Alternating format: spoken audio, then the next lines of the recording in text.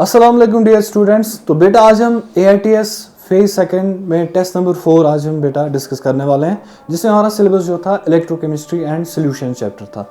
तो will be starting with question number 46 of your test paper. तो question number 46 में क्या लिखा हुआ है पढ़ लेते हैं बेटा इसको।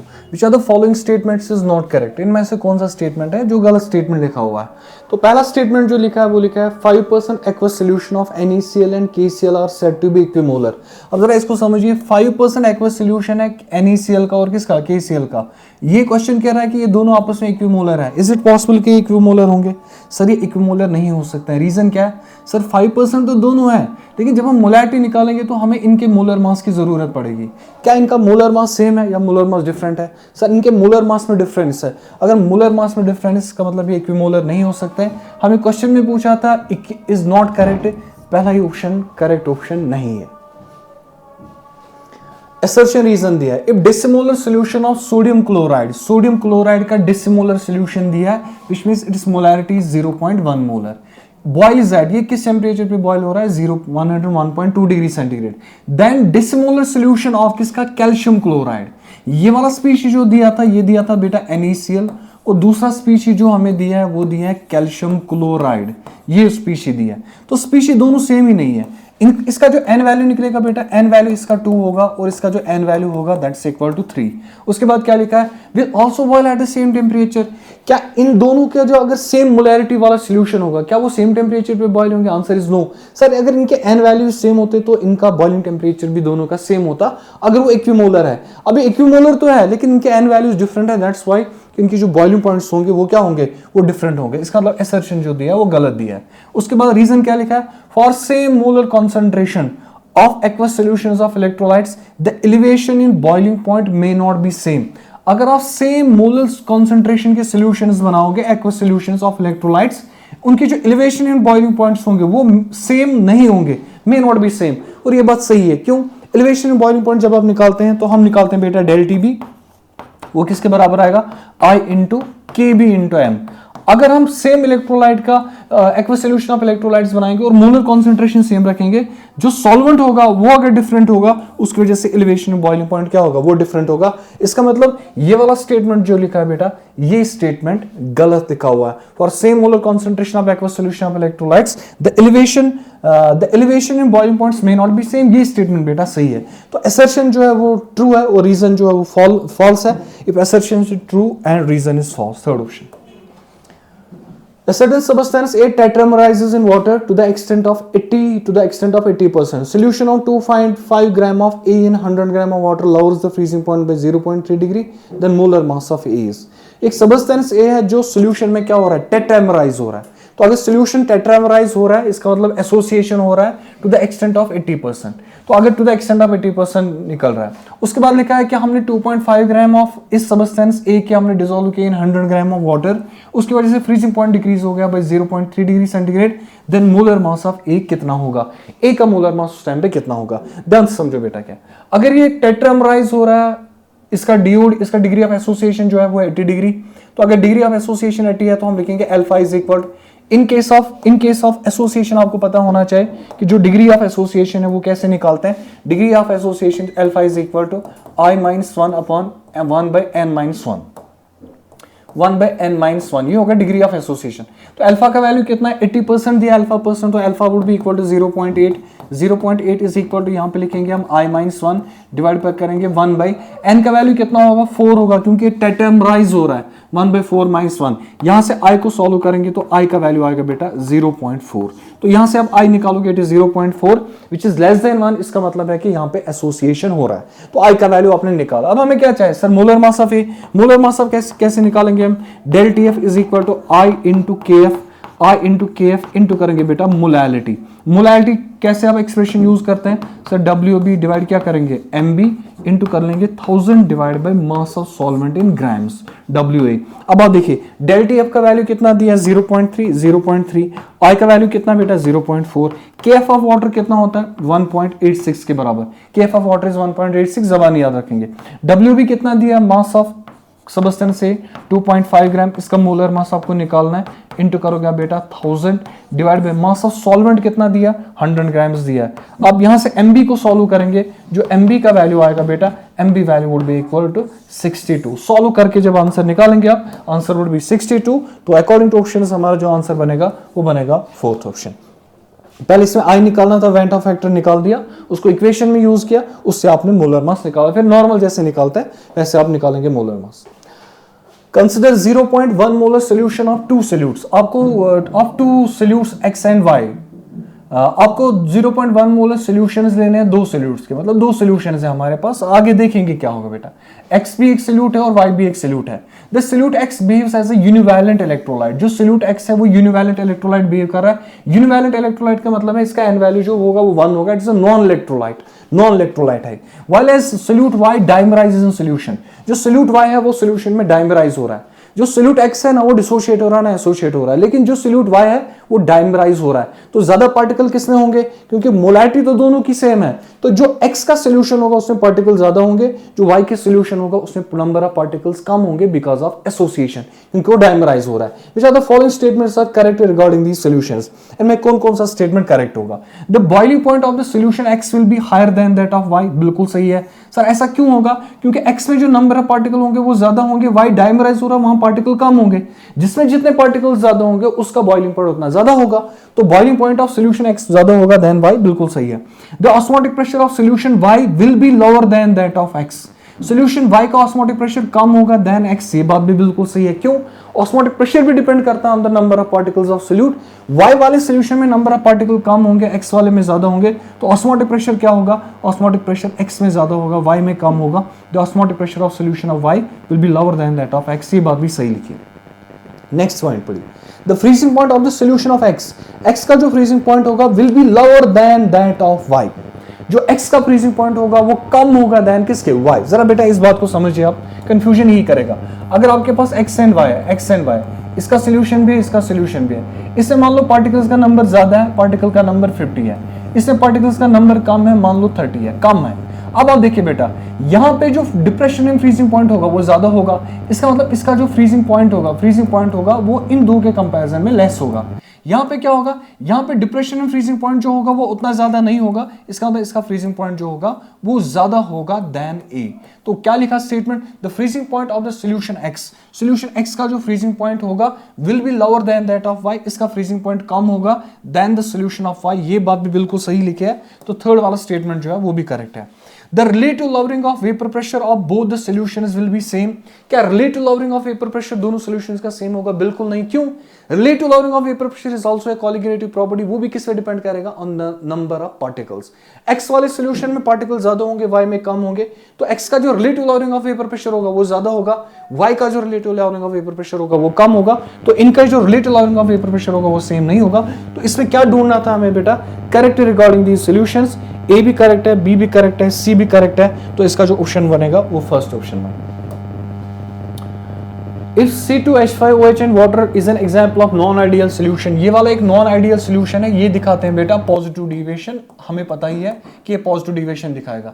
देन विच ग्राफ का रिप्रेजेंटेशन इज करेक्ट, एकदम एनसीईआरटी का ही सवाल है, सीधे ग्राफ दिया हुआ है, आपको पॉजिटिव डिविएशन पहचानना है, सिर्फ ये पता होना चाहिए ethanol and water show positive deviation, तो पॉजिटिव डिविएशन में जो ग्राफ बनेगा वो ये वाला ग्राफ बनेगा। इससे कंपोनेंट्स का भी पॉजिटिव डिविएशन है और सोल्यूशन के वेपर प्रेशर में भी पॉजिटिव डिविएशन है। ये वाला आंसर क्यों नहीं है, यहाँ कंपोनेंट्स में नेगेटिव डिविएशन है लेकिन सॉल्यूशन में देखा है पॉजिटिव डिविएशन, गलत है। यहाँ पे क्या दिया बेटा, यहाँ पे देखिए आप क्या, यहाँ पे नेगेटिव डिविएशन दिया, नेगेटिव डिविएशन एक का पॉजिटिव दिया है, ये आइडियल वाला ग्राफ दिया है, इससे इसका आंसर बनेगा ऑप्शन सेकंड। कॉलम 1 को कॉलम 2 के साथ हमें मैच करना है। वेंटा फैक्टर किसके बराबर होगा, cryoscopic constant isotonic solutions having same. Van't factor जो होगा that would be equal to normal molecular mass by abnormal molecular mass, ये यहाँ पे डिवाइड है, तो ये हो गया वेंटा फैक्टर। मतलब ए को आएगा 3, ए को आएगा 3 यहाँ पे, ए को आएगा 3 यहाँ पे। केफ होता है क्रायोस्कोपिक कांस्टेंट, तो इसका मतलब बी को आएगा 1, बी को आएगा 1, बी को आएगा 1। सी देखिए बेटा, solutions having same osmotic pressure they are called isotonic solutions, तो सी को आना चाहिए 2, सी को आएगा 2, फर्स्ट पार्ट आएगा इसका आंसर, और डी को आएगा 4। एजोट्रॉप्स जो होते हैं, एजोट्रॉप्स को हम क्या नाम बोलते हैं, solutions having same composition both vapour as well as liquid phase, इनको एजोट्रॉप्स कहा जाता है, तो ये इसके साथ मैच करेगा, फर्स्ट ऑप्शन आएगा answer.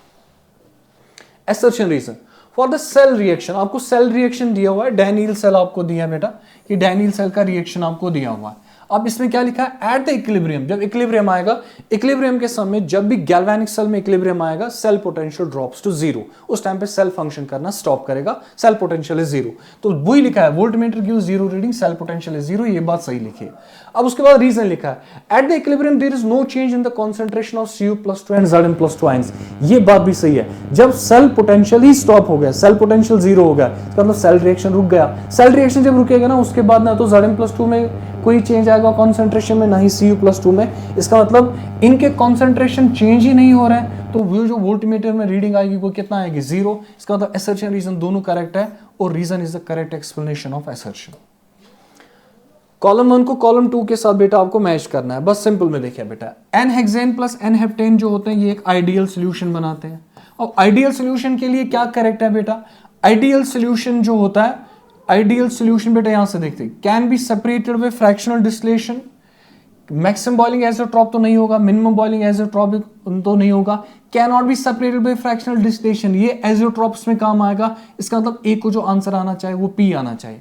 Can be separated by fractional distillation, क्योंकि एज़ोट्रॉप नहीं बनाते हैं, n-हेक्सेन और n-हेप्टेन एज़ोट्रॉपिक मिक्सचर नहीं बनाते हैं, तो ए को आएगा पी, ए को आएगा पी, ए को आएगा पी, एक ही ऑप्शन में लिखा है ए को पी आएगा, ए को पी आएगा, ये आंसर होना चाहिए। उसके बाद चेक करते हैं क्या बी को क्यू आर आएगा, बी लिखा है stone and chloroform, stone and chloroform दिखाते हैं नेगेटिव डिविएशन, और उसके अलावा जब ये नेगेटिव डिविएशन दिखाते हैं ये और एक एज़ोट्रॉप भी बनाते हैं, कौन, मैक्सिमम बॉइलिंग एज़ोट्रॉप, तो ये मैक्सिमम बॉइलिंग एज़ोट्रॉप भी बनाएंगे, मैक्सिमम बॉइलिंग एज़ोट्रॉप।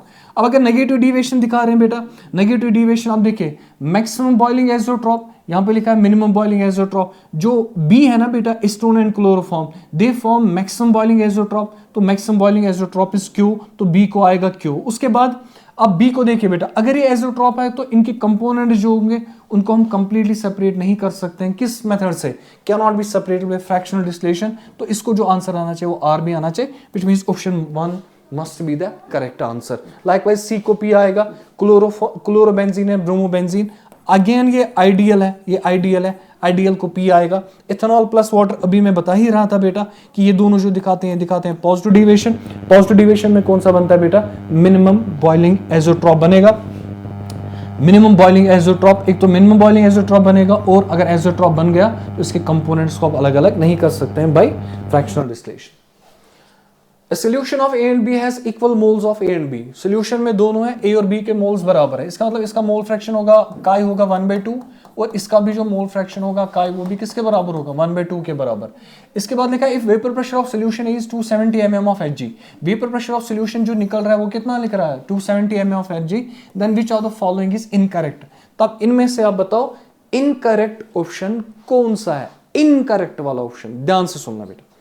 क्या आपने सॉल्यूशन दो कंपोनेंट से बनाया, ए एंड बी से बनाया, आपने ए एंड बी से कंपोनेंट्स सॉल्यूशन बना लिया, इक्वल मोल्स ले लिए, इसका वेपर प्रेशर निकला है 270 mm of Hg। अगर वेपर प्रेशर होगा 270 mm of Hg, मैं चेक करूंगा क्या आइडियल के हिसाब से वो 270 निकलना चाहे या नहीं निकलना चाहे, तो रोल्स लॉ अप्लाई करेंगे तो हम निकालेंगे टोटल प्रेशर जो होगा वो किसके बराबर होगा, काई PA0 plus chi B PB0 plus chi B PB0। अब बताइए बेटा काई किसके बराबर है, 1/2 PA0, आपको यहाँ पे वैल्यू दिया है 200 प्लस क्या करेंगे आप 1/2 ऑफ काई B का वैल्यू दिया बेटा 400, तो अब देखिए ये आएगा 100 प्लस 300, 100 प्लस 200 आएगा, 100 प्लस 200। आइडियल के हिसाब से देखेंगे इसका आंसर क्या आएगा, तो विल टेक 100 प्लस 200, 100 प्लस 200 जो होगा वो किसके बराबर आएगा बेटा, 100 plus 200 would be equal to 300 mm of Hg। तो अकॉर्डिंग टू आइडियल बिहेवियर इस सॉल्यूशन का जो वेपर प्रेशर होना चाहिए वो होना चाहिए 300 mm ऑफ Hg, ये होना चाहिए इसका आइडियल। लेकिन क्या इसका 300 है या 270 है, सर इसका जो P एक्चुअल है, P एक्चुअल जो है इसका है वो है 270, वो है 270 mm ऑफ Hg, जो इसका एक्चुअल पार्शियल प्रेशर निकलेगा सॉल्यूशन का वो है 270। क्या ये कम निकल रहा है ज्यादा निकल रहा है, आइडियल से कम निकल रहा है। अगर आइडियल से कम निकलेगा ये कौन सा डिविएशन हो गया, ये हो गया नेगेटिव डिविएशन।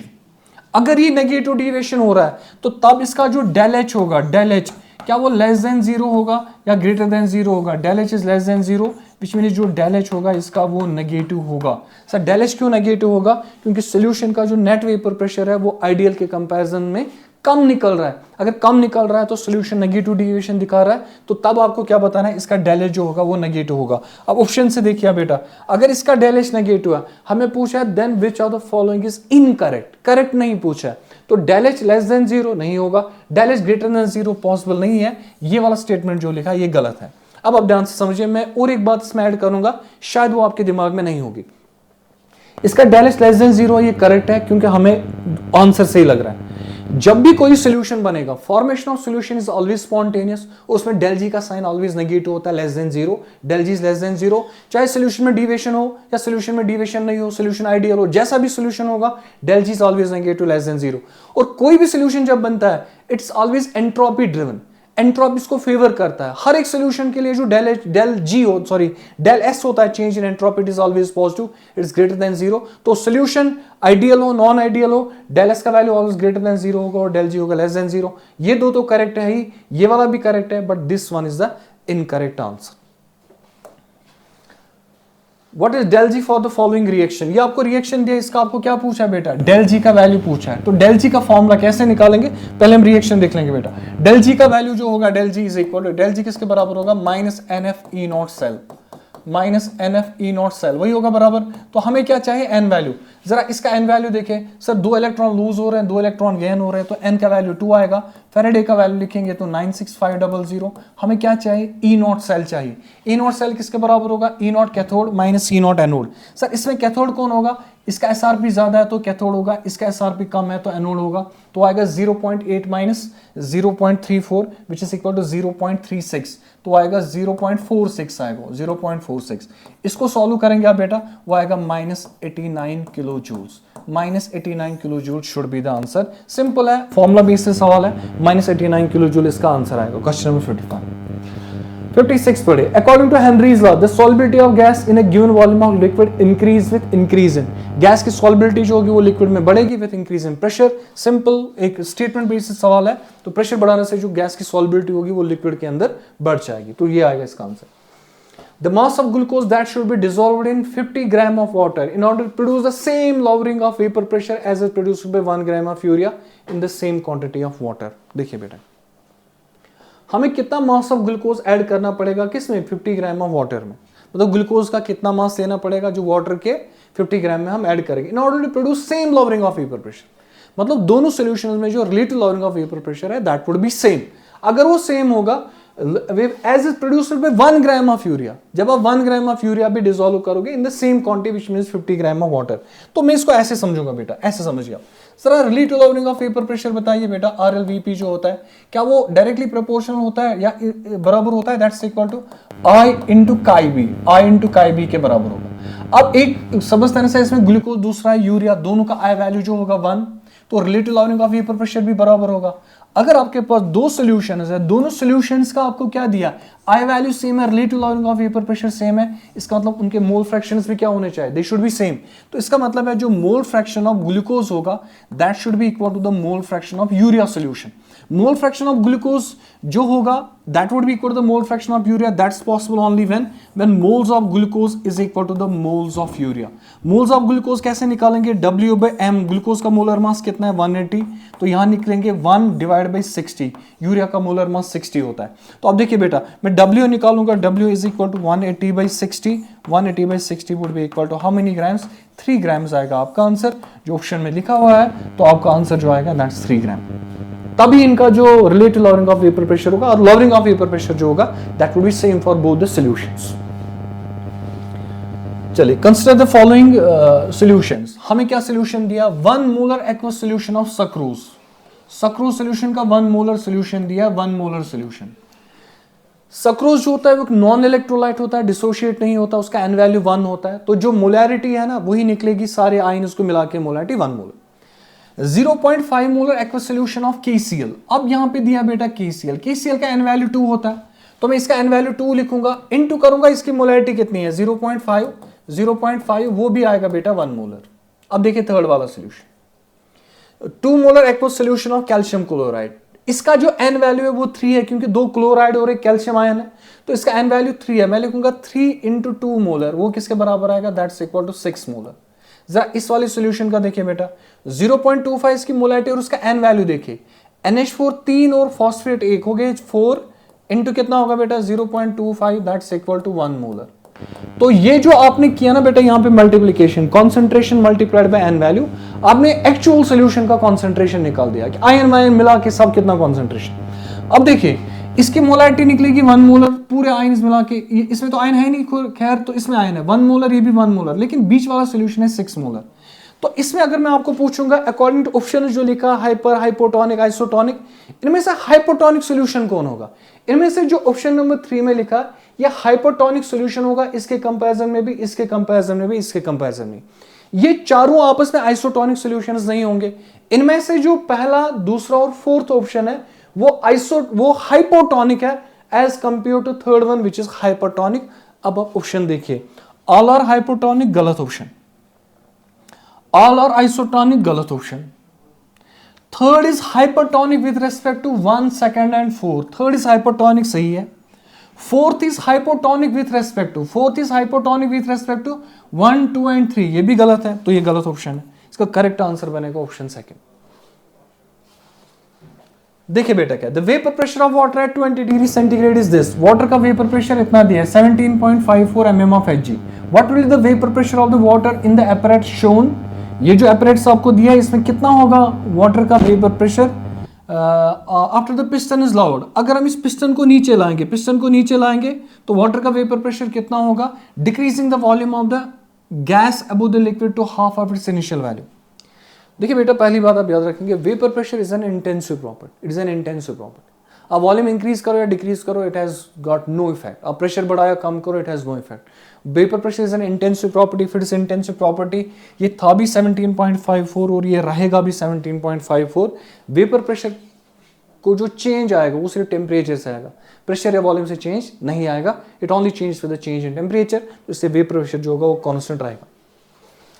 चलिए पढ़िए, असर्शन रीजन लिखा है, if on mixing 2 liquids the solution becomes hot. आपने 2 लिक्विड्स को मिक्स किया, सॉल्यूशन हॉट बन गया, सर इसका डेल एच जो होगा वो नेगेटिव, सर डेल एच इसका negative. It implies that it shows negative deviation from rods law, बिल्कुल सही है।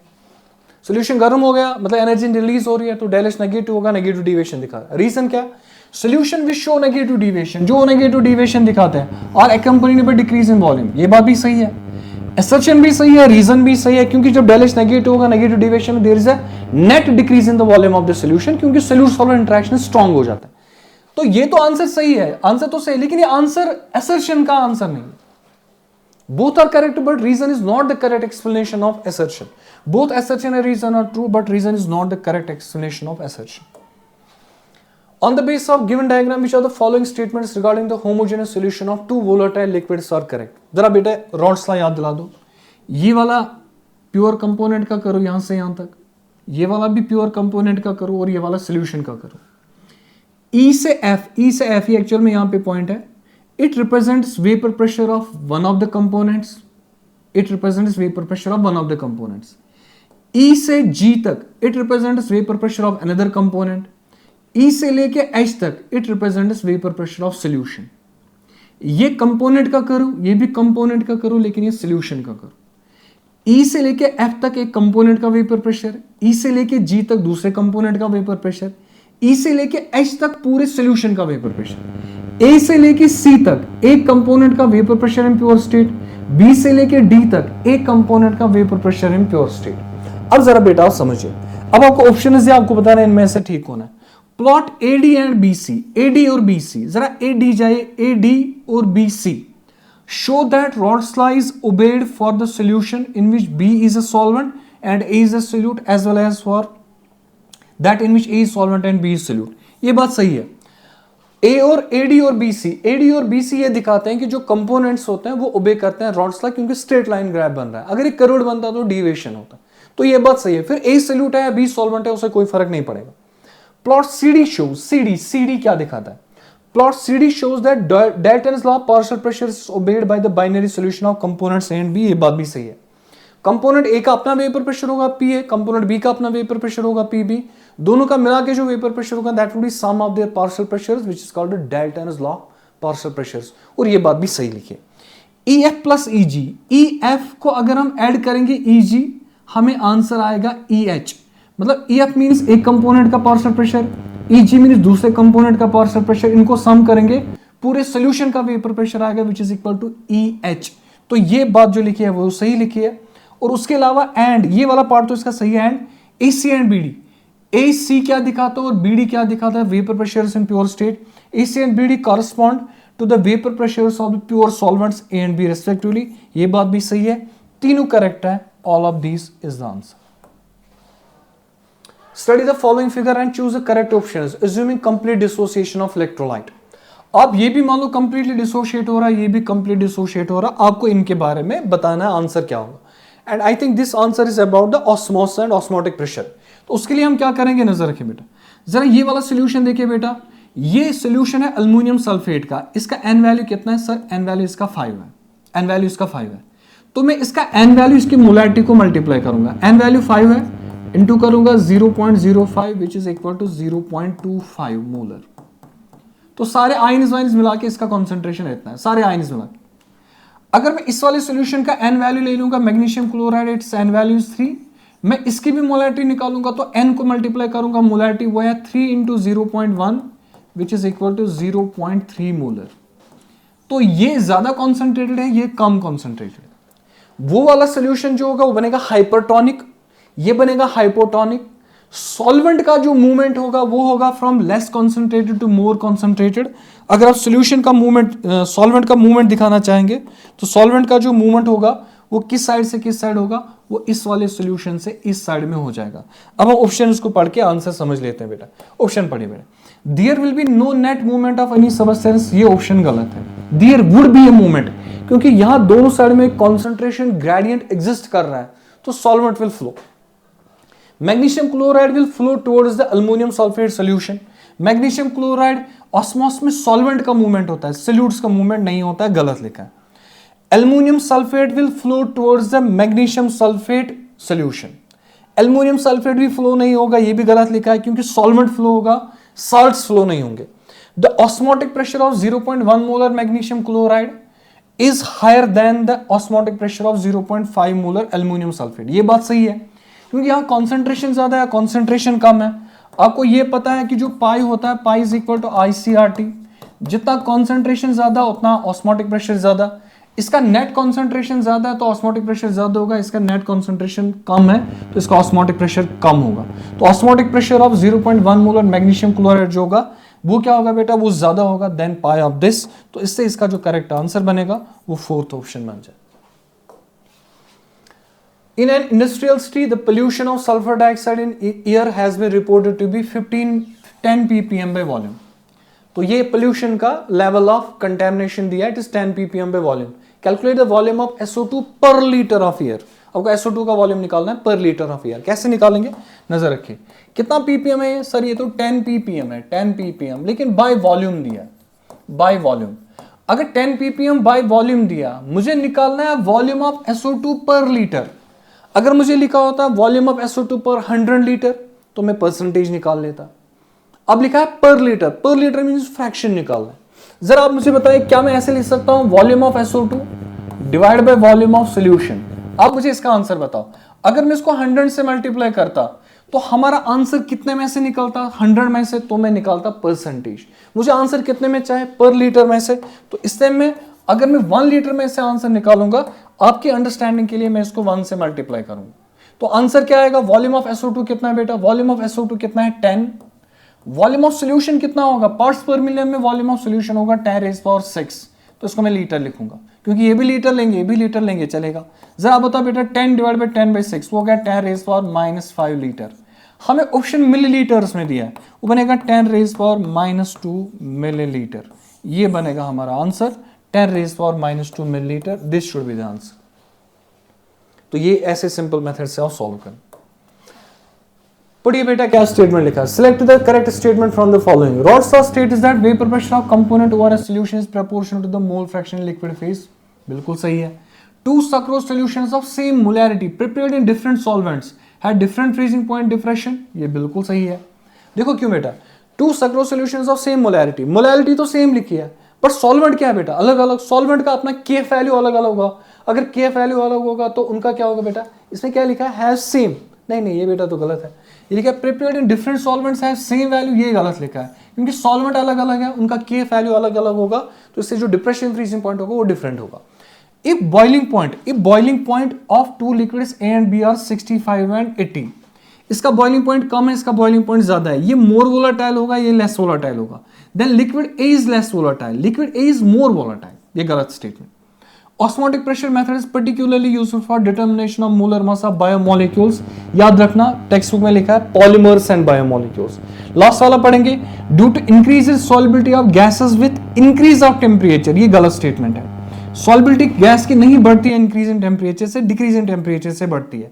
तो हमें क्या पूछा गया था इसमें बेटा, हमें पूछा गया choose the correct answer from the options.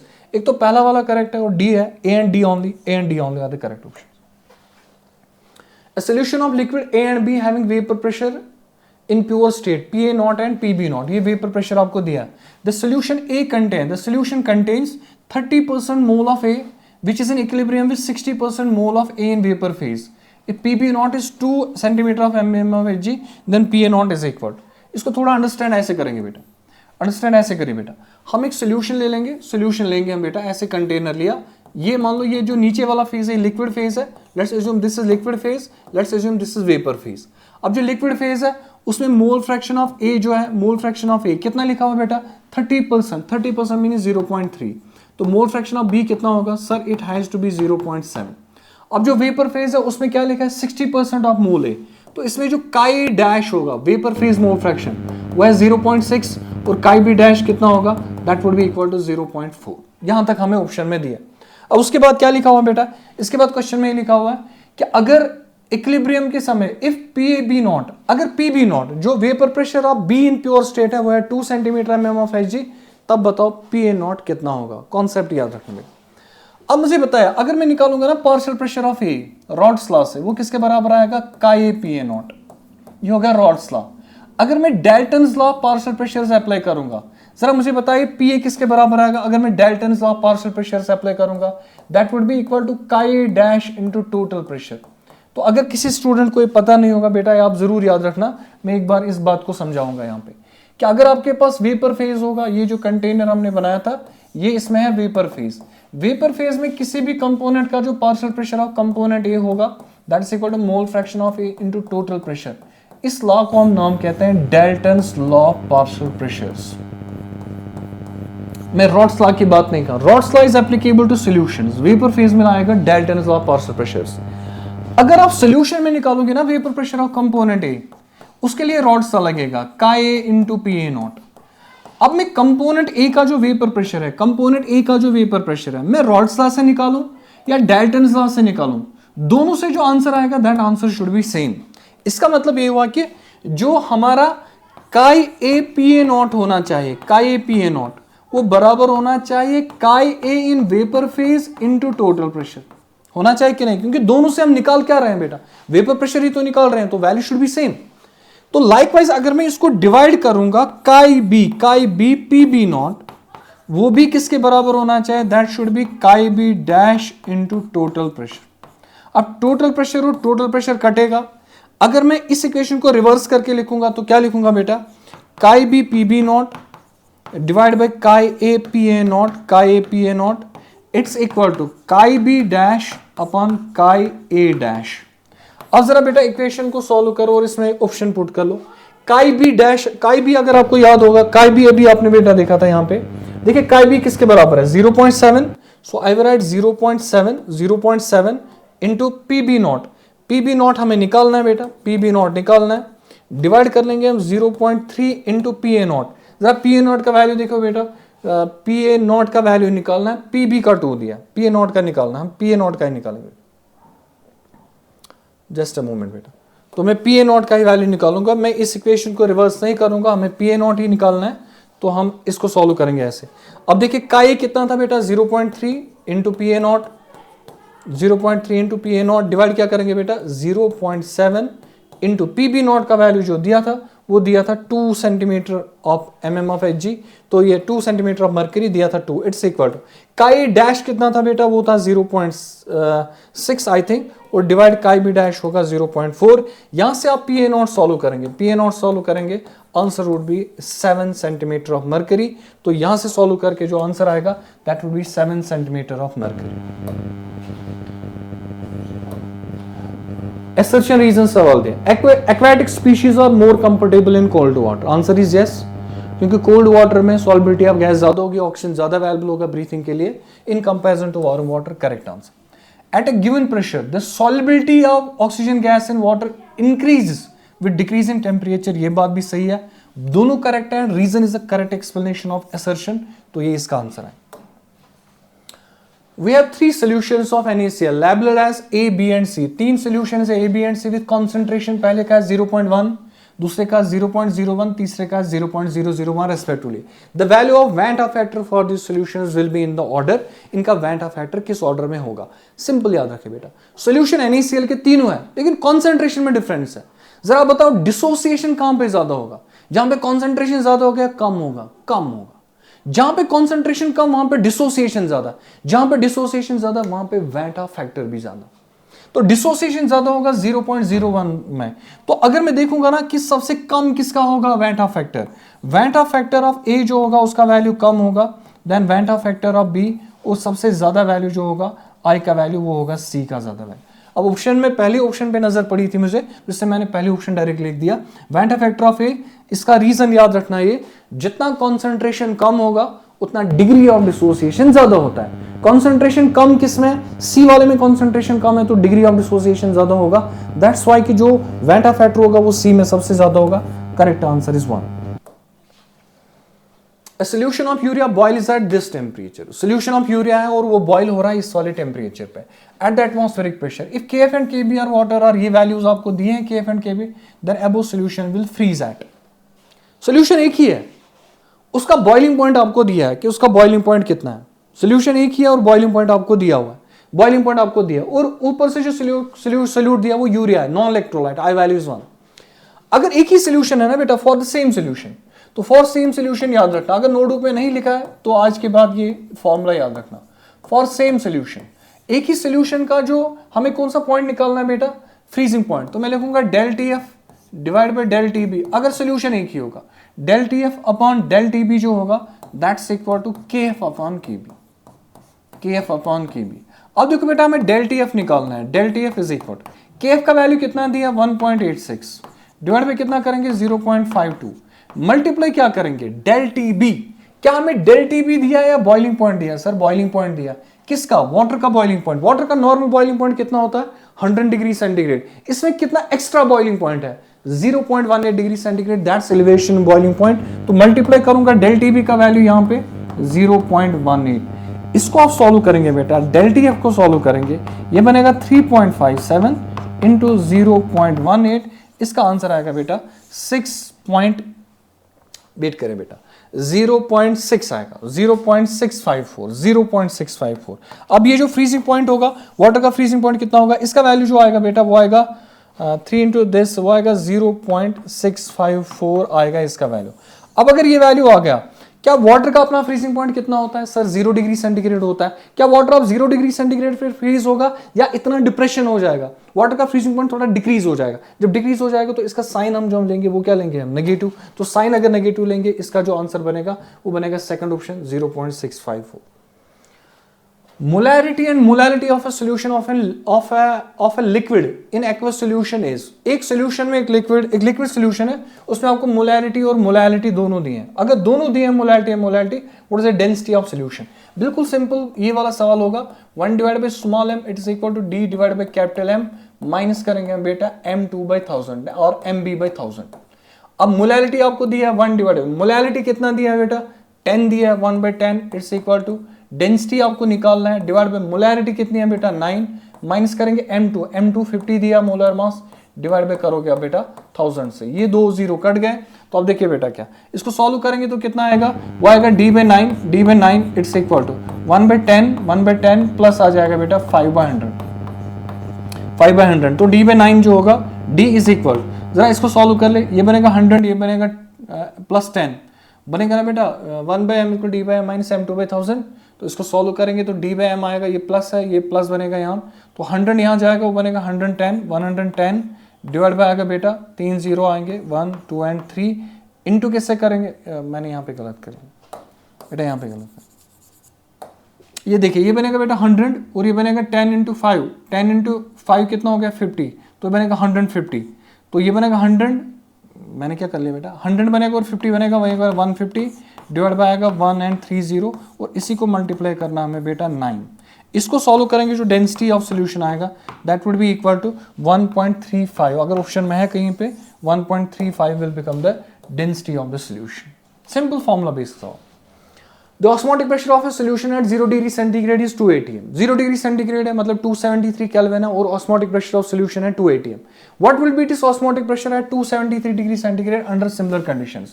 अब देखो टेम्परेचर क्या दिया, पहले टेम्परेचर T1 दिया 0 degree centigrade which is equal to 273 kelvin, और टेम्परेचर जो दूसरा दिया है वो दिया है T2 जो आपने टेम्परेचर बढ़ाया 273 केल्विन।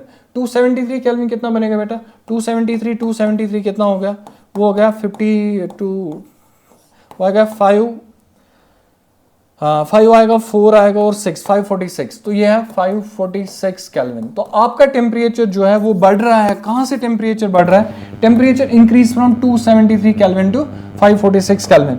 अब आपको क्या ऑप्शन दिया, आपको एक टेम्परेचर पे ऑस्मोटिक प्रेशर दिया है, दूसरे टेम्परेचर पे ऑस्मोटिक प्रेशर निकालना है। अब ऑस्मोटिक प्रेशर जो होता है pi is equal to ICRT के बराबर। आप देखो पाई और टेम्परेचर में क्या रिलेशनशिप है सर, ये तो डायरेक्ट रिलेशनशिप है, मैं लिखूंगा पाई1 डिवाइड बाई पाई2 किसके बराबर लिखेंगे sir, it is equal to T, पहले मैं 2 ही लिखूंगा, pi two divide by pi one is equal to T2 by T1। अब आप देखिए पाई2 आपको निकालना है, पाई2 इज इक्वल T2 कितना है, that is 546 divide by 273 into कितना आएगा सर 2 ATM के बराबर आएगा, और ये 2 होगा, 2 into 2 is equal to 4 ATM आएगा इसका ऑस्मोटिक प्रेशर। तो ऑस्मोटिक प्रेशर याद रखना that would be equal to 4 ATM। चलिए बढ़ते हैं आगे। 0.75 ग्राम ऑफ यूरिया की 0.75 ग्राम हमने लिया है एंड 1.5 ग्राम ऑफ सब्सटेंस ए लिया है, मतलब एक यूरिया है वो दिया है, दूसरा ए है पता नहीं क्या, वह dissolve separately in 100 gram of water, एक को भी 100 ग्राम ऑफ वाटर में डिसॉल्व किया, दूसरे को भी, मतलब इनकी मोलैलिटी जो होगी वो सेम होगी, क्योंकि इनकी जो नहीं अभी मोलैलिटी नहीं, मास ऑफ वाटर सेम होगा, मोलैलिटी का पता नहीं क्योंकि 0.75 या 1. और मोलर मास दोनों का भी, एक का पता है एक का नहीं पता। एंड 2 सॉल्यूशंस वर प्रिपेयर्ड, बनाए 2 solution, both have same boiling point, दोनों का बॉइलिंग पॉइंट क्या है सेम।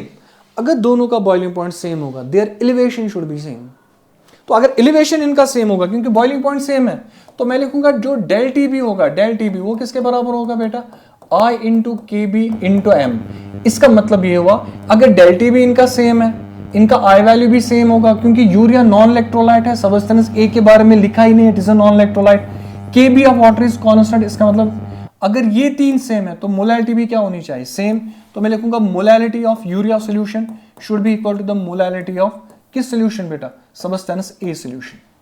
अब मोलैलिटी कब बराबर होंगे, जब मोल्स ऑफ यूरिया होंगे बराबर किसके बेटा, moles of substance A solution. अब मोल्स ऑफ यूरिया कैसे निकालेंगे, 0.75 डिवाइड बाय कितना करेंगे बेटा 60, जो किसका मोलर मास है, तो n का कितना मास दिया 1.5 डिवाइड क्या कर लेंगे बेटा, डिवाइड कर लेंगे a का मोलर मास जो हमें पता नहीं है, मोलर मास ऑफ a, तो मोलर मास ऑफ a कितना आएगा बेटा 1.5 इंटू 60 डिवाइड बाय 0.75, तो 1.5 into 60 would be equal to 90 into ये कितना बनेगा 3/4, वो बनेगा 4/3, तो 3 1 are 3 3 3 are 90, 4 into 3 is 12, 4 into 3 is 12, that's equal to 120, तो 120 जो बनेगा it should be the molar mass of this substance.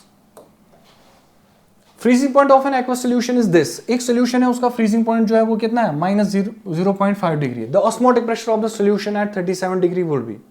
अब सोचिए बेटा आपको क्या दिया, आपको फ्रीजिंग पॉइंट एक सोल्यूशन का दिया और पूछा है ऑस्मोटिक प्रेशर, फ्रीजिंग पॉइंट दिया है सोल्यूशन का -0.5, मतलब फ्रीजिंग पॉइंट डिक्रीज हो गया, कितने से डिक्रीज हो गया, वाटर का 0 होता है वो गया 0.5 से डिक्रीज, डेल टी आपको दिया, ऑस्मोटिक प्रेशर ऑफ सोल्यूशन आपको पूछा है 37 डिग्री।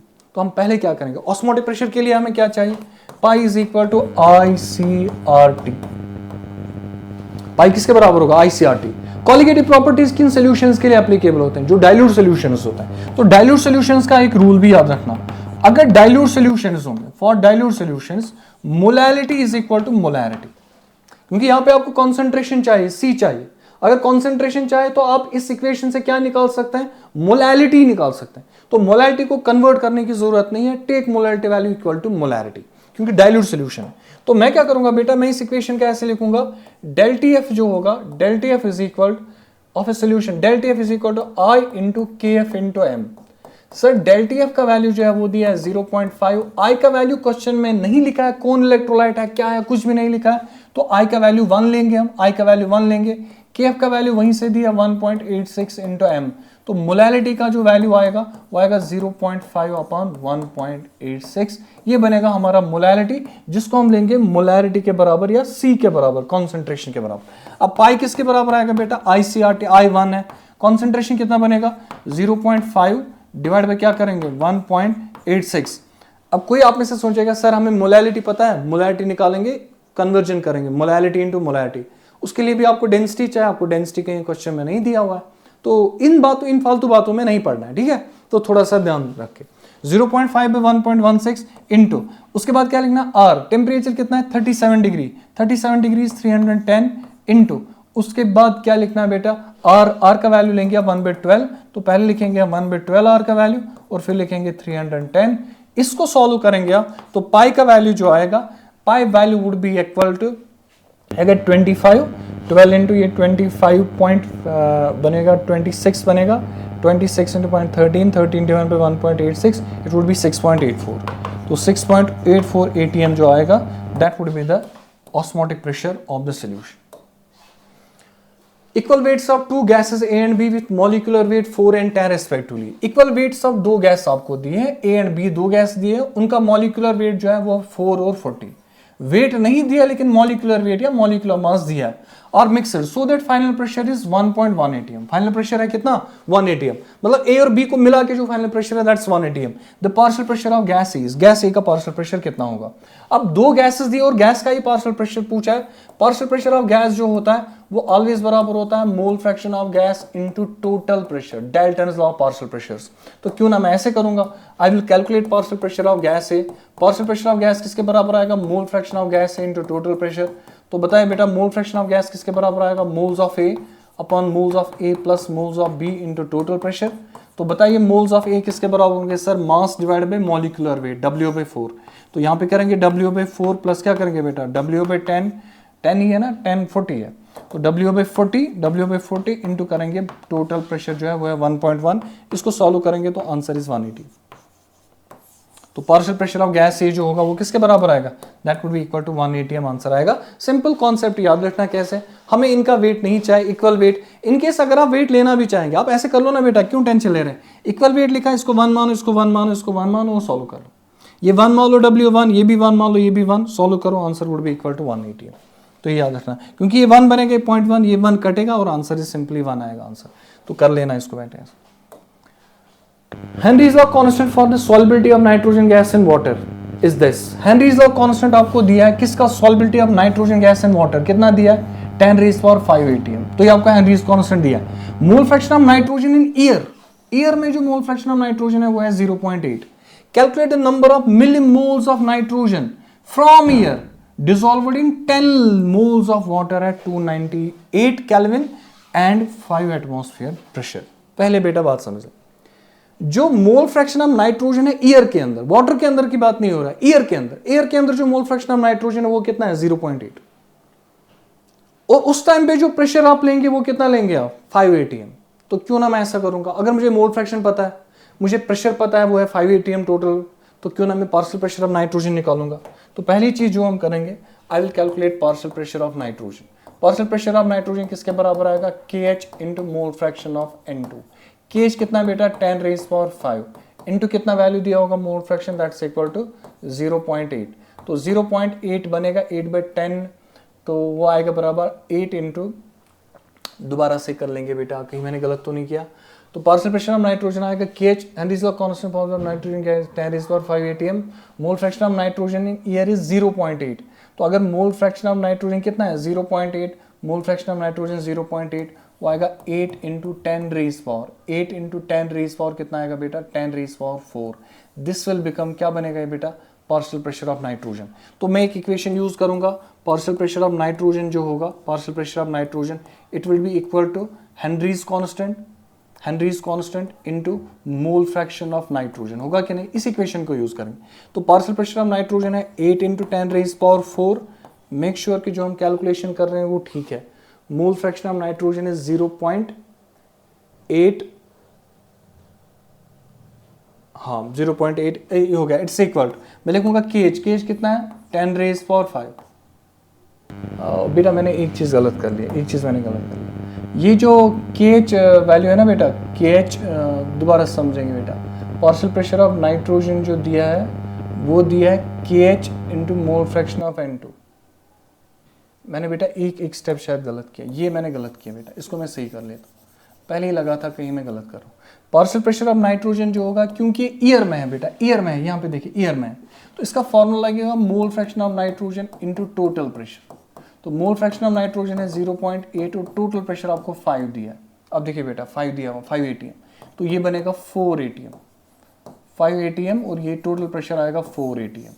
तो आ गया ये पार्शियल प्रेशर ऑफ किसका बेटा, partial pressure of nitrogen. Partial pressure of nitrogen is 4, KH is 10 raise power 5। Mole fraction of nitrogen किसके बराबर होगा, moles of nitrogen divide bye moles of nitrogen plus moles of water. कितने moles of water है बेटा, वहां पे लिखा है 10 मोल्स ऑफ वाटर, तो लेंगे 10 मोल्स ऑफ वाटर। मैं लिखूंगा 4 is equal to 10 raise power 5 into लिखूंगा मैं बेटा moles of nitrogen divide by करूंगा 10। क्यों सर 10 क्यों डिवाइड करेंगे, क्योंकि इन दोनों का सम जो होगा वो अप्रोक्सीमेटली 10 के ही बराबर होगा, 10 के ही बराबर होगा, क्योंकि गैस की जो सॉल्बिलिटी होगी, नाइट्रोजन जो है नॉन पोलर गैस है, उतनी ज्यादा सॉल्बिलिटी नहीं होगी, तो इसका तो इनके और इनके मोल्स मिला के कितने होंगे 10, N2 के मोल्स आप नेग्लेक्ट कर सकते हैं। तो यहां से आप निकालोगे बेटा लास्ट में NN2, मोल्स ऑफ N2 निकालेंगे, तो वो जो आंसर आएगा आपको निकालना है बेटा किसमें, मिलीमोल्स, जो मिलीमोल्स सॉल्व करोगे मिलीमोल्स आएगा बेटा 0.4 के बराबर, लेकिन सॉल्व कब खुद कर लेना आप, मिलीमोल्स आएगा 0.4। तो इसको, इस इक्वेशन को सॉल्व करेंगे तो ये आएगा बेटा 10 into 4 is 40, 40 divide by 10 raise power 5, वहां से मोल आएगा, फिर मोल को कन्वर्ट करेंगे into millimole, that would be answer would be equal to 0.4। Consider the following cell reaction, cell reaction आपको दिया हुआ है, आपको निकालना है cell potential, the cell potential. Cell potential कैसे निकालते हैं बेटा, अब देखिए बेटा ये रिएक्शन जो दिया है, ये रिएक्शन जो दिया है, इसमें आपको कौन सा इक्वेशन लगेगा, नर्नस्ट इक्वेशन। नर्नस्ट इक्वेशन कहता है कि ई सेल जो होता है वो किसके बराबर होगा, that would be equal to E naught cell minus 0.06 divide by N, उसके बाद लिखेंगे बेटा लॉग ऑफ के। तो हम इसको सॉल्व करेंगे। What about E naught cell, E naught cell देखिए बेटा कहीं पे दिया हुआ है, मैं ई नॉट सेल से ई सेल निकाल रहा हूं, मैं ई सेल निकाल रहा हूं, ई नॉट सेल देखो कहीं पे दिया है, pH is equal to this, E naught cell is 1.67, तो मैं लिख रहा हूं 1.67 माइनस कर रहा हूं 0.06 divide bye n value.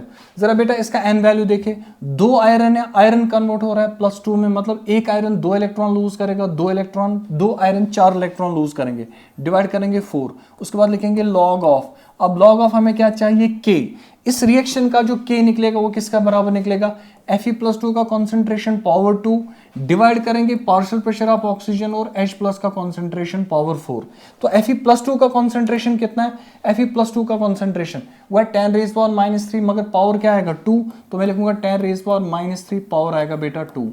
Divide क्या करेंगे partial pressure of oxygen power 1, क्योंकि इसका कोएफिशिएंट 1 है, तो पार्शियल प्रेशर ऑफ ऑक्सीजन कितना है 0.1, वो हम लेंगे 0.1 और इसका पावर आएगा 1 इंटू क्या करेंगे कॉन्सेंट्रेशन ऑफ H+। इस क्वेश्चन में आपको कॉन्सेंट्रेशन ऑफ H+ नहीं दिया, pH दिया है। अगर pH दिया होगा तो H पॉजिटिव कॉन्सेंट्रेशन होगा 10 रेज़ पावर -3, तो मैं यहां पे लिखूंगा बेटा 10 रेज़ पावर -3, लेकिन पावर लिखूंगा बेटा 4। पावर यहां पे रिमेंबर दैट कि यहां पे जो पावर है इट इज इक्वल टू 4। अब सॉल्व कर लेते हैं बेटा, 1.67 माइनस 0.06 डिवाइड बाई 4 लिख लेते हैं, अभी लॉग ऑफ, इसको सॉल्व करिए बेटा, 10 रेज़ पावर -6, तो ये आएगा 10 raise power -1 into 10 raise power -12, ये बनेगा 13 में से 6 जाएंगे 7 आएगा, तो ये आएगा बेटा 1.67 माइनस 0.06 बाई 4, तो यहाँ पे आएगा लॉग ऑफ 10⁻⁻7 आएगा, +7 आएगा, 10⁻+7, क्योंकि ये 12 और 1 हो गए 13, ऊपर आएगा +13 बनेगा, 13 में से 6 जाएंगे 7 आएगा। So it is equal to 1.67 minus 0.06 divided by 4, और यहाँ पे क्या आएगा, ये +7 नीचे आएगा log m⁻n, तो यहाँ पे आएगा बेटा इंटू 7, तो ये बनेगा हमारा जो आंसर आएगा 1.67। बेटा इसको थोड़ा कैलकुलेट करना ही पड़ेगा, 1.67। तो अब देखिए बेटा इसको मैं सॉल्व कर लेता हूँ। ये जो 1.67 है ना बेटा, यहाँ पे if we take 1.67 into 1.67 minus लेंगे बेटा, माइनस, जरा ये देखिए बेटा 0.06 कितना हो गया, 6 इंटू 10⁻², 6 इंटू 10⁻² डिवाइड बाई क्या आएगा 4 इंटू क्या आएगा बेटा 7। अब ये देखो बेटा क्या 7 हमने ठीक लिखा, +7 ही है, बिल्कुल आएगा, log 10 is 1। तो अब देखिए बेटा ये कितना आएगा, 2 r 4, 2 3 r 6 आएगा वही बेटा। तो अब देखिए कितना आएगा बेटा, 7 इंटू 3 इज 21, 21/2 इंटू 10⁻², 21/2 कितना हो गया 10.5, तो ये 10.5 बनेगा, इट इज 10.5 इंटू 10⁻², 10.5।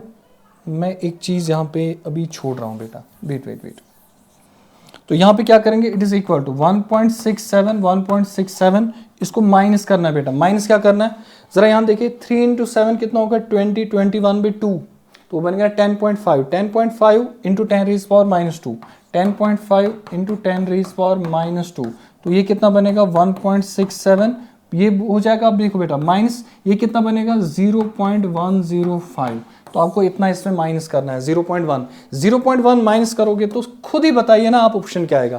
था कितना इसका अपना सेल पोटेंशियल 1.67 में हमें क्या करना है, डिक्रीज करना है, कितना थोड़ा सा 0.10, 1.67 में माइनस करेंगे answer would B 1.57 volt.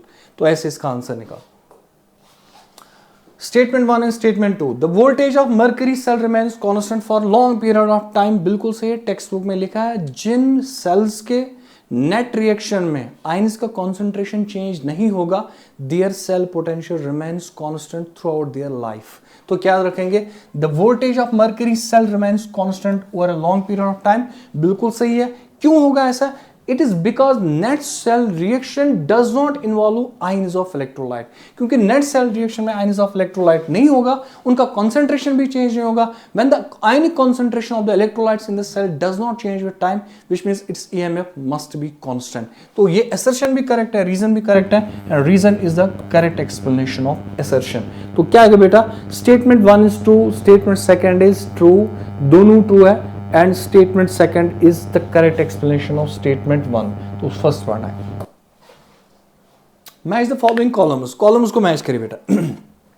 Aqueous solution of NaCl using inert electrode. अगर आप एक्वस सॉल्यूशन ऑफ NaCl लेंगे यूजिंग इनर्ट इलेक्ट्रोड, इसमें प्रोडक्ट क्या बनेगा, सिंपल आंसर है, प्रोडक्ट क्या बनेगा सर, NaCl वाले सॉल्यूशन में अगर एक्वस होगा, एक्वस सर, एक तो इसमें एक ही बात है कि इसमें NaOH बनेगा, सॉल्यूशन में रह जाएगा NaOH, हाइड्रोजन गैस निकलेगा और Cl2 गैस निकलेगा। हाइड्रोजन गैस कैथोड वाले पे, क्लोरीन गैस एनोड वाले पे। अब जरा बेटा इसमें पढ़िए क्या है, chlorine gas produced at anode, anode की जगह क्या निकलेगा, क्लोरीन गैस। इसका मतलब ए को आना चाहिए आर, ए को आएगा आर, क्योंकि क्लोरीन गैस एनोड पे लिबरेट हो ही जाएगा, क्लोरीन गैस से लिबरेटेड एट एनोड, तो होगा ये वाली बात। उसके बाद क्या लिखा है, sodium is deposited at cathode, गलत लिखा है। अब उसके बाद dilute solution of sulphuric acid using inert electrode. अगर आप सल्फ्यूरिक एसिड डाइल्यूट सॉल्यूशन का क्या करोगे, इलेक्ट्रोलिसिस, तो यहाँ पे प्रोडक्ट क्या बनेगा, पहली बात सर इसमें हाइड्रोजन गैस लिबरेट होगा, H2 गैस लिबरेट होगा कि नहीं। उसके अलावा वाटर का ऑक्सीडेशन होगा और उससे निकलेगा O2, हाइड्रोजन ऑक्सीजन गैस निकलेगा।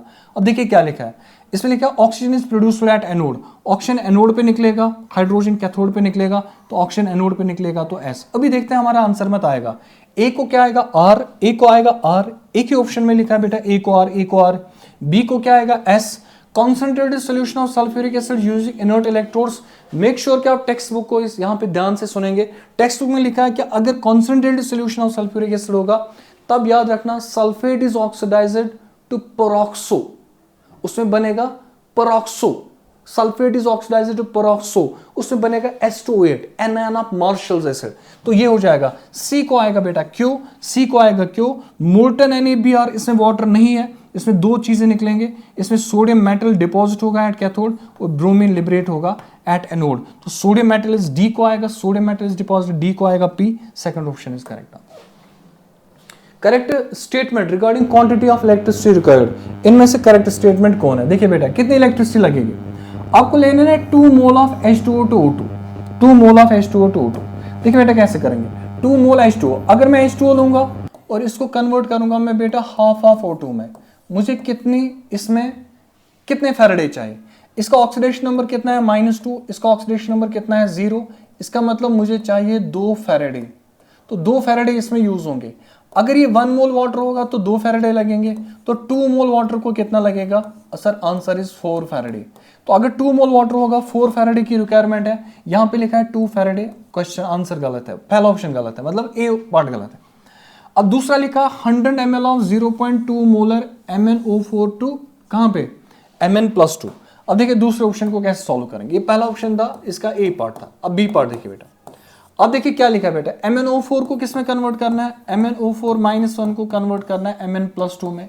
सर कितने फैराडे लगेंगे? जितना एन फैक्टर होगा, इसका एन फैक्टर होगा 5, तो यहाँ पे आएगा 5 फैराडे। लेकिन कंडीशन है अगर ये 1 मोल होता तो 1 मोल के लिए चाहे 5 फैराडे। हमें कितने मोल दिए हैं? सर हमें वॉल्यूम दिया और मोलैरिटी दिया।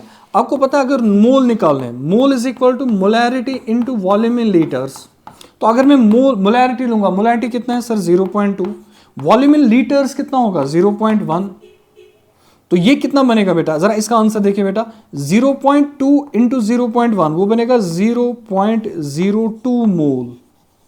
तो अब आप सोचे 1 मोल को कितने चाहिए फैराडे? 1 मोल को चाहिए बेटा 5 फैराडे, तो 0.02 मोल को कितने चाहिए? 0.02 मोल रिक्वायर 0.02 इंटू 5 फैराडे। तो अब देखिए कितना आएगा, 5 into 2 हो गया 10, दैट इज 0.1 फैराडे। 0.1 फैराडे कितना होता है सर? वो होगा 0.1 इंटू 96500 कोलम, 0.1 कटेगा, 9650 कोलम इसका आंसर आएगा। अब देखिए क्या इसमें लिखा है 9650 कोलम, बेटा इसमें देखो 9650 कोलम लिखा है, उसके बाद दूसरे पे चाहिए 9650 coulomb electricity required for reduction of 0.1 mole of Fe2O3 to FeO। इसको समझिए आप बेटा, क्या कितने लिखे हैं बेटा? 0.1 मोल ऑफ Fe2O3 को किस में कन्वर्ट करना है? FeO में। तो हमारा जो सबस्टेंस है वो है Fe2O3, Fe2O3 को कन्वर्ट करना है बेटा FeO में। पहले देखते हैं 1 मोल का आंसर क्या आएगा। 1 मोल हम चेक कर ले। इसका ऑक्सीडेशन नंबर कितना है सर? +3, इसका ऑक्सीडेशन नंबर है +2। अब देखिए +3 से कहां जा रहा है? +2, एन फैक्टर इज 1, लेकिन ये कितने आयरन है? 2, तो इसका जो एन फैक्टर आएगा वो आएगा 2, जितना एन फैक्टर उतने फैराडे, तो 2 फैराडे चाहिए। 1 मोल को कितना चाहिए बेटा? 2 फैराडे। अगर 1 मोल को अभी बेटा मैं इस क्वेश्चन पे वापस आऊंगा। अगर 1 मोल को चाहिए 2 फैराडे, हमें कितने मोल है? 0.1 मोल, तो 1 मोल को 2 फैराडे चाहिए, तो 0.1 मोल को कितना चाहिए? That's equal to 2 Faraday into 0.1, that's equal to 0.2 Faraday. 0.2 Faraday कितना हो गया? 0.2 इंटू 96500 कोलम। अब देखिए क्या ऑप्शन में ऐसा लिखा है? क्या ऑप्शन में ऐसा लिखा है? ऑप्शन में लिखा है 9650, नहीं ये बनेगा। अब देखिए बेटा ये कितना बनेगा? 9650 बनेगा, उससे ज्यादा बनेगा।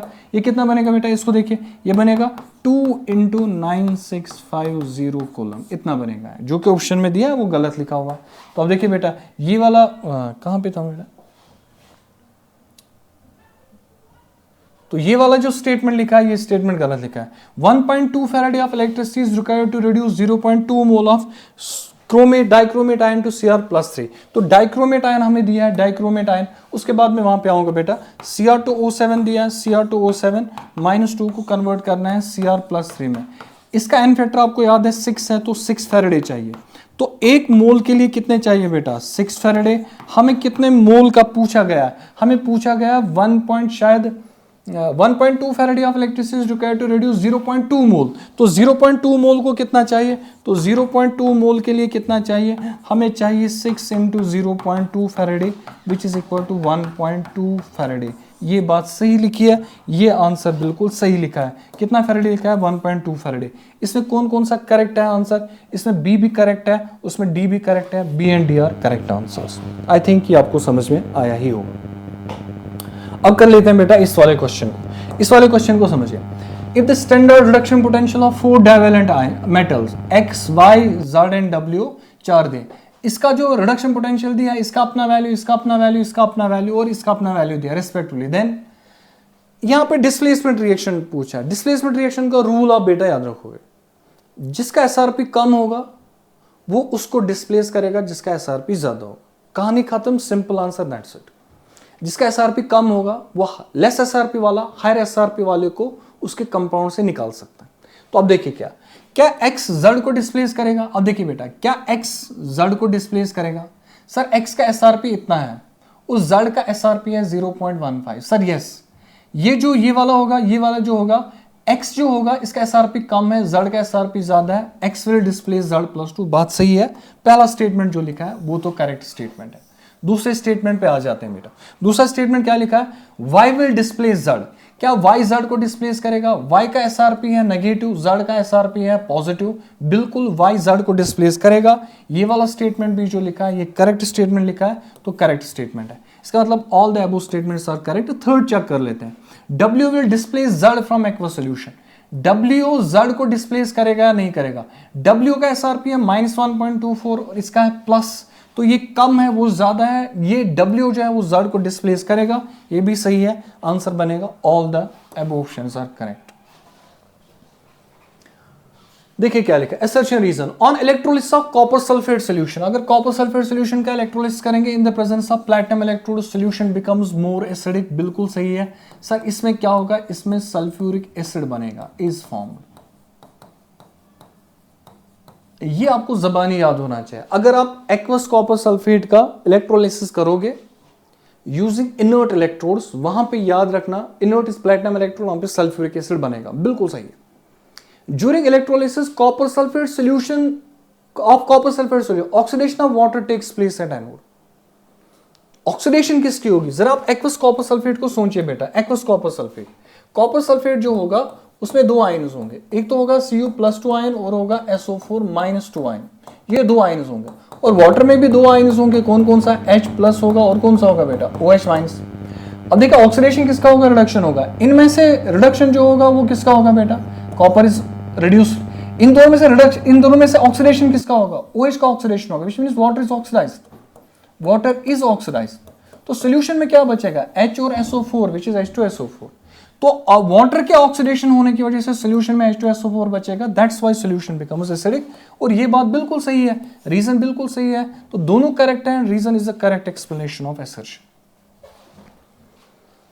A direct current deposit 54 gram of silver. DC आपने पास किया और वो कितना डिपॉजिट कर रहा है? 54 gram of silver during electrolysis reaction. How much aluminium कितना डिपॉजिट होगा? Would be deposited from molten aluminium chloride by same amount of electricity. Faraday's first law, second law, answer same है। अगर आप same amount of electricity pass कर रहे हैं तो जो सब्सटेंस डिपॉजिट हो गया, लिबरेट होंगे, उनके इक्विवेलेंट्स बराबर होंगे। सर इसका मतलब ये हुआ कि इक्विवेलेंट्स जो होंगे नंबर ऑफ इक्विवेलेंट्स जो होंगे किसके बेटा? Number of equivalents of silver जो होंगे वो बराबर होंगे नंबर ऑफ इक्विवेलेंट्स ऑफ किसके बेटा? Number of equivalents of aluminium. इनके इक्विवेलेंट्स बराबर होंगे। सर इक्विवेलेंट्स कैसे निकालेंगे? Moles into N factor, W/m into N factor. W/m into N factor of silver जो होगा that's will be equal to W/m into N factor of किसका बेटा? Aluminium का। अब देखिए W/n फैक्टर ऑफ सिल्वर कितना है? 54 है। मोलर मास है 108। सिल्वर का एन फैक्टर 1 होता है। इट्स इक्वल टू W आपको निकालना है, W ऑफ एल्यूमिनियम निकालना है। Molar mass of aluminium is 27, N factor is 3। Calculation करिए, ये बनेगा 9। देखो बेटा ये कितना बनेगा? यहाँ देखो बेटा, ये 54 है, 108 है, ये बनेगा 2। तो आंसर आएगा WAL का। WAL जो होगा that would be equal to 9/2 which is equal to 4.5 gram. अब देखिए ऑप्शन में है कोई 4.5 ग्राम, तो हम आंसर मान लेंगे 4.5 gram is the first option. Current quantity of electricity जब सेम होगा, number of equivalents of substance चाहे डिपॉजिट हो रहा है या लिबरेट हो रहा है, their amounts are always same. तो अमाउंट सेम होंगे तो उनमें कोई डिफरेंस नहीं होगा। देखिए बेटा नेक्स्ट सवाल क्या है, आपको दिया molar conductivity at infinite dilution of NaCl, HCl and NaOH। इनके वैल्यूज दिए हैं, आपको निकालना है calculate lambda M of water. आपको वाटर का निकालना है lambda M naught. Molar conductivity at infinite dilution of water, lambda M naught of water आपको निकालना है। जरा वाटर में बताइए कौन कौन सा आयन होता है? सर H+ होता है, OH- होता है। जरा इनमें से देखो H+ कहां से आएगा? NaCl से। तो मैं लिखूंगा lambda M naught of HCl plus करूंगा lambda M naught of NaOH। Sir NaOH ही क्यों लिया आपने? यहाँ पे H आएगा और यहाँ पे OH आ गया, बनेगा वाटर। इसमें से माइनस करेंगे, लैम्डा इन्फिनिटी ऑफ माइनस करेंगे, जिसमें आयन नहीं है, जरा बताओ किसमें बेटा आयन नहीं है? NaCl, इसमें माइनस करेंगे, आपको वैल्यूज देने, आंसर आ जाएगा, बस वैल्यूज देने। Lambda M naught of HCl बताइए कितना लिखा है? HCl का lambda M not second place पे है 425.9, 425.9 प्लस क्या करेंगे बेटा? Lambda M naught of NaOH last वाला ऑप्शन 249.2, इसमें माइनस करेंगे NaCl वाला ऑप्शन 126.4। जरा इसको सॉल्व कर ले बेटा, ये 425 एंड ये कितना हो गया? 200 हो गया, 600 और 675 मान लो अप्रोक्सीमेटली 675, 4 2 हो गई 6 और ये 50 और 25 75 मान लो, इसको मान लो 125, 126 को 125 मान लो, 675 में 100 निकालो तो कितना बचेगा? 575, 575 में 25 निकालो तो बचेगा 550 के अराउंड, 550 के अराउंड देखो जो ऑप्शन होगा वो आंसर आएगा। 550 के अराउंड जो ऑप्शन है वो है 548। इसका कॉन्सेप्ट क्या है? जिसमें कैटायन जिसमें अनायन, उन दोनों को ऐड करो, जिसमें ना कैटायन ना अनायन उनको माइनस करो। वाटर में दो आयन है, H plus and OH minus, H plus HCl आएगा, OH NaOH से आएगा, और किसमें से नहीं है? NaCl में कोई नहीं है, उसको माइनस कर लेंगे। One normal solution of A salt surrounding 2 platinum electrodes, solution की नॉर्मेलिटी आपको दी है और आपको दिया है उनका जो डिस्टेंस ऑफ सेपरेशन है 2.1, एरिया ऑफ क्रॉस सेक्शन दिया 4.2, रेजिस्टेंस दिया 50 ohm. Calculate the equivalent conductivity of solution. आपको लैम्डा ई निकालना है। लैम्डा ई किसके बराबर आएगा बेटा? Kappa into 1000 divide by normality, kappa into 1000 divide by normality. लेकिन हमें कापा नहीं पता है, कापा किसके बराबर होता है? Kappa is equal to 1 upon rho. अब रो किसके बराबर आएगा? आपको इक्वेशन याद होना चाहिए, R इज इक्वल टू किसके बराबर आता है बेटा? रेजिस्टेंस आपको पता है, R is equal to rho into L by A, rho into L by. Rho किसके बराबर आएगा बेटा? R into A by L. तो R के रेजिस्टेंस का वैल्यू कितना दिया? 50, एरिया ऑफ क्रॉस सेक्शन 4.2 और डिस्टेंस ऑफ सेपरेशन 2.1। तो ये ऐसे कैंसिल होगा 2 से, तो ये आएगा 100 के बराबर। तो रो जो आ गया वो 100 के बराबर आएगा।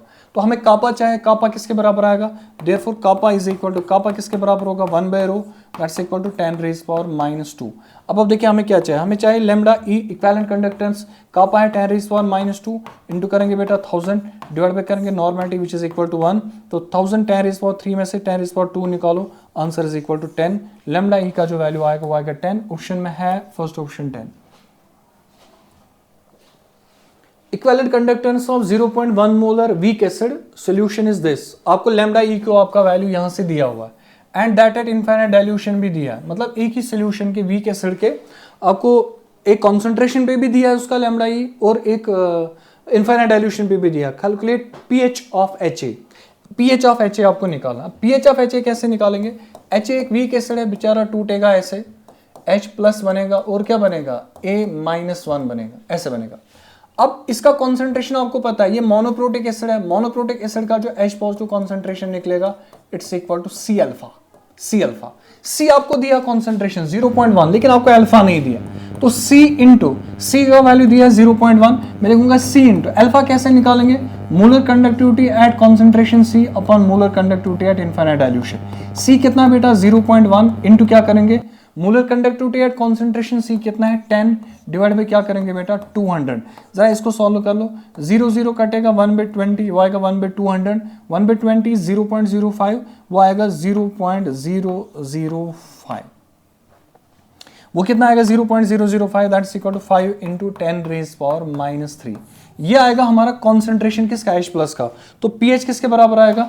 Therefore pH is equal to minus log of H positive concentration which is 5 into 10 raise power -3। तो pH किसके बराबर आएगा? Minus log 5 into 10 raise power -3 कितना आएगा? That's equal to log 5 -3। Log 5 -3 वो कितना बनेगा? माइनस लॉग 5 का वैल्यू 0.7 -3। 0.7 में से 3 निकालिए आप -3 में से, तो आएगा 2.3, तो बनेगा +2.3। ये बनेगा हमारा pH of the solution. 2.3 is an option, answer he. Calculate EMF of the following represented cell at 298 Kelvin। ये आपको सेल दिया, इसका आपको EMF निकालना है बेटा। ये सेल यहाँ से यहाँ तक और यहाँ तक घूमेगा पूरा, यहाँ तक आपको सेल दिया है, इसका EMF निकालना है। इसका E0 सेल कितना है? 0.9 वोल्ट आपको दिया हुआ। अगर E0 सेल आपको दिया, आप देखिए बेटा इसका N वैल्यू पहले निकालेंगे। पीबी कन्वर्ट हो रहा है पीबी प्लस 2 में, आंसर इज सीधे कि इसका एन वैल्यू जो होगा वो 2 के बराबर होगा। एफ ई प्लस 3 प्लस 2 में कन्वर्ट हो रहा है तो एन वैल्यू 2 के बराबर होगा। अब कैसे करेंगे, पहले रिएक्शन को बैलेंस करेंगे। देखिए बेटा, इसमें जो पीबी है, पीबी और इसमें जो एफ ई प्लस 3 है, इनका रिएक्शन हो रहा है, किस में कन्वर्ट हो रहा है, पीबी कन्वर्ट हो रहा है पीबी प्लस 2 में, और एफ ई कन्वर्ट हो रहा है एफ ई प्लस 2 में। अब देखिए बेटा, एफ ई प्लस 3 क्या कर रहा है, एफ ई प्लस 3 एक इलेक्ट्रॉन लूज कर रहा है, तो 2 एफ ई चाहे यहां से भी, 2 एफ ई चाहे यहां से भी। इसका अगर मैं रिएक्शन कोएफिशिएंट निकालूंगा, रिएक्शन कोएफिशिएंट निकालेंगे तो रिएक्शन कोएफिशिएंट जो होगा वो क्यों किसके बराबर आएगा, that would be equal to concentration of PB plus 2 और मल्टीप्लाई करेंगे concentration of F E plus 2, power आएगा 2, और डिवाइड करेंगे बेटा concentration of F E plus 3, इसका भी पावर आएगा 2। जरा पीबी प्लस 2 का कॉन्सेंट्रेशन देखो, पीबी प्लस 2 0.04 पीबी प्लस 2 का concentration into F E plus 2 का कॉन्सेंट्रेशन, प्लस 2 का है 0.01 स्क्वायर, डिवाइड बाय क्या कर लेंगे बेटा, एफ ई प्लस 3 का कॉन्सेंट्रेशन 0.02 स्क्वायर। देखिए बेटा कितना आएगा, वो आएगा 0.04 हो गया 4 into 10 raise power minus 2, into क्या कर लेंगे, ये बनेगा बेटा 10 रेज़ पावर माइनस 2 और वो बनेगा 10 रेज़ पावर माइनस 4, डिवाइड क्या कर लेंगे, ये बनेगा 2 इंटू 10 रेज़ पावर माइनस 2, वो बनेगा 4 इंटू 10 रेज़ पावर माइनस 4। अब देखिए 4 कटेगा, 10 raise power minus 4, 10 raise power minus 4 कटेगा, it's equal to 10 raise power minus 2। तो ये क्या आ गया इसका रिएक्शन कोएफिशिएंट। हमें निकालना है इसका ईएमएफ, ईएमएफ किसके बराबर आएगा, E cell is equal to E naught cell. E naught cell कितना दिया है 0.9, माइनस क्या करेंगे 0.06 डिवाइड बाय एन जो 2 है, उसके बाद लिखेंगे log of reaction coefficient which is equal to 10 raise power minus 2। इसको सॉल्व करेंगे तो 0.9 माइनस 0. देखिए बेटा ये 2 जो होगा ना ये किसके बराबर आएगा, यहीं से देखो बेटा ये बनेगा ना 0.06 divide by 2, log of 10 raise power minus 2 is equal to minus 2। तो माइनस 2 और माइनस, ये 2 और 2 कटेगा, माइनस माइनस प्लस बनेगा, तो बनेगा 0.9 प्लस 0.06, 0.9 प्लस 0.06 जो होगा that would be equal to 0.95। Second option इसका बेटा आंसर मिलेगा। Which of the following statements is true for fuel cells? Fuel cells, number 1 energy efficient, pollution free, del G सबसे ज्यादा, highly efficient cells, no pollution, eco friendly. They are more efficient, correct answer है। They are free from pollution, eco friendly सही है। ये तब तक ये sales चलते हैं जब तक रिएक्टेंट आप देते रहेंगे, तो ये भी सही है, correct answer becomes fourth one. The products formed when an aqueous solution of NaBr is electrolyzer, aqueous solution मतलब वाटर का रूल तो रहेगा, is electric in cell having inert electrodes. जरा आप बेटा खुद समझिए, बता NaBr जो है ना, NaBr इसमें aqueous solution ले लो प्लस वाटर। बताओ पहली बात, इसका जो पहला प्रोडक्ट होगा इसमें निकलेगा कैथोड पे हाइड्रोजन गैस, क्योंकि इसका रिडक्शन होगा हाइड्रोजन का, तो इसका रिडक्शन होगा। उसके अलावा क्या होगा, सोल्यूशन के अंदर बनेगा NaOH, सोल्यूशन के अंदर रहेगा NaOH, और इसके अलावा इसमें से ब्रोमीन एक लिक्विड भी भाग जाएगा। तो ये 3 बनेंगे इसके products of electrolysis, H2Br2 and NaOH। Half cell reactions of some electrodes are given below. ये हाफ सेल रिएक्शंस आपको दिए हैं, सारी रिएक्शंस जो है वो रिडक्शन है, इसमें भी इलेक्ट्रॉन ऐड, इलेक्ट्रॉन इलेक्ट्रॉन, मतलब ये वाले जो वैल्यूज दिए ये सारे दिए हैं SRP, ये SRP वैल्यूज आपको दिए हैं। अब आपको क्या दिया है, largest potential will be generated in which cell. इसका मैं रूल समझाऊंगा, याद रखना बेटा। सबसे लार्जेस्ट पोटेंशियल जो होगा उसको मैं लिखूंगा E मैक्स, E मैक्स होगा, याद रखना E जिसका होगा हाई SRP माइनस करना है E जिसका होगा less SRP, high SRP minus less SRP, simple याद रखो। अब देखो बेटा, इनमें से किसका SRP सबसे ज्यादा है और किसका SRP सबसे कम है। इनमें से सबसे ज्यादा जो SRP है वो SRP किसका सबसे ज्यादा है, पहले वाले का 0.96, इसका हाई SRP। सबसे कम SRP किसका है, सबसे कम है माइनस क्या लिखा है बेटा, -1.12, ये सबसे लेस SRP है। इन्हीं दो का कॉम्बिनेशन ऐसा होगा जिसमें सबसे ज्यादा EMF आएगा। तो E मैक्स किसके बराबर होगा, SRP जो हाई होगा, E high SRP, E less SRP। तो इन्हीं दो का डिफरेंस देखो, वो सबसे हाईएस्ट होगा, इसका मतलब 1 and 4 आएगा। 1 and 4 में कौन है, A and D। तो आप देखिए A and D, अब A and D अगर ऑप्शन 1 से ज्यादा होंगे तब भी ख्याल रखना, इसका SRP ज्यादा है तो A का रिडक्शन होना चाहिए, इसका SRP कम है तो D का ऑक्सीडेशन होना चाहिए। D जा रहा है, D+2 में ऑक्सीडेशन हो रहा है और A का रिडक्शन हो रहा है, सेकंड पार्ट आएगा बेटा इसका answer. Last question, which are the following metal do not evolve hydrogen gas from dilute acids. कौन हाइड्रोजन गैस इवॉल्व नहीं करता है, इसका रूल ही याद है। इसका रूल बेटा, इसका रूल ये है, हाइड्रोजन है उसका एसआरपी वैल्यू कितना है, SRP value is equal to 0। जिन स्पीशीज का भी एसआरपी नेगेटिव होगा, एसआरपी जिनका नेगेटिव होगा, वो लिबरेट करते हैं हाइड्रोजन गैस फ्रॉम एसिड्स। जिनका एसआरपी क्या होगा बेटा, पॉजिटिव, जिनका एसआरपी पॉजिटिव होगा वो हाइड्रोजन गैस लिबरेट नहीं करते हैं, नो हाइड्रोजन गैस लिबरेटेड। अब बताओ हाइड्रोजन गैस को कौन लिबरेट करेगा इन ऑप्शंस में से, आप देख के बताओ। SRP positive, SRP positive, SRP positive, तीनों का एसआरपी पॉजिटिव। पहले देख लेते हैं बेटा क्या एसआरपी दिया है, चेक कर लेते हैं। देखो बेटा A प्लस ये रिडक्शन है, ये ऑक्सीडेशन है। अगर ये रिडक्शन है तो ये एसआरपी ही दिया है, इसका एसआरपी जो होगा वो दिया है 0.25 वोल्ट, ये एसआरपी दिया है। लेकिन यहां पे ऑक्सीडेशन दिया, आप उसको रिडक्शन में कन्वर्ट करोगे, सिर्फ साइन चेंज करना है, प्लस को क्या बनेगा माइनस 0.22 वोल्ट। यहां देखिए यहां पे दिया रिडक्शन, तो यहां पे सीधे एसआरपी वैल्यू ही दिया है 0.30 वोल्ट, और यहां पे बी दिया है बेटा ऑक्सीडेशन, आपको रिडक्शन में कन्वर्ट करना पड़ेगा, इसका एसआरपी बनेगा माइनस 0.44 वोल्ट।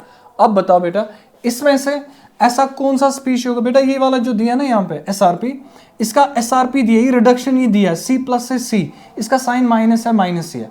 अब बताओ इनमें से कौन करेगा हाइड्रोजन गैस को लिबरेट, वो हाइड्रोजन गैस को लिबरेट करेगा जिसका एसआरपी नेगेटिव है, तो ये तीनों हाइड्रोजन गैस लिबरेट करेंगे। लेकिन पहला वाला ऑप्शन जो होगा वो हाइड्रोजन गैस को लिबरेट नहीं करेगा, क्योंकि उसका एसआरपी जो है वो पॉजिटिव है। तो इसके बाद इसका लास्ट क्वेश्चन जो होगा बेटा, लास्ट क्वेश्चन है, during electrolysis of aqueous solution of salt pH is increase, pH जो होगा वो बढ़ेगा। अब बताओ ऐसा कौन सा सॉल्ट होगा एक्वस सॉल्यूशन का जिसका पीएच बढ़ेगा। During electrolysis of aqueous solution of salt pH is increase, मतलब पीएच बढ़ेगा। आपको बोलना है which are the following solution was electrolysed, इनमें से कौन से सॉल्यूशन को हमने इलेक्ट्रोलाइज किया होगा सच दैट कि पीएच जो होगा वो बढ़ना चाहिए।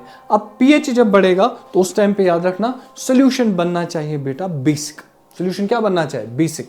और बेसिक सॉल्यूशन क्या लिए आप याद रखोगे बेटा, जो आपका KCl है, जरा KCl को देखो, अगर इसका एक्वस सॉल्यूशन लेंगे K प्लस होगा, Cl माइनस होगा, H प्लस होगा, और क्या होगा बेटा OH माइनस। अब आप देखो जरा देखिए बेटा बेसिक सॉल्यूशन तो बनना ही चाहिए।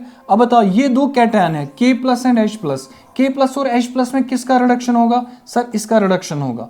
अब देखिए Cl minus and OH minus, Cl minus में OH माइनस में आपको पता है कि ये जो Cl माइनस होगा इसका क्या होगा ऑक्सीडेशन, तो सोल्यूशन में क्या बचेगा सर KOH बचेगा। KOH बचने का मतलब है कि सोल्यूशन का जो pH होगा वो सोल्यूशन का pH जो होगा वो इंक्रीज हो जाएगा, इसलिए इसका जो आंसर बनेगा वो बनेगा पोटेशियम क्लोराइड। ये था हमारा discussion about AITS pre second. So wish you all the very best, next session में जरूर मिलेंगे। Thank you so much.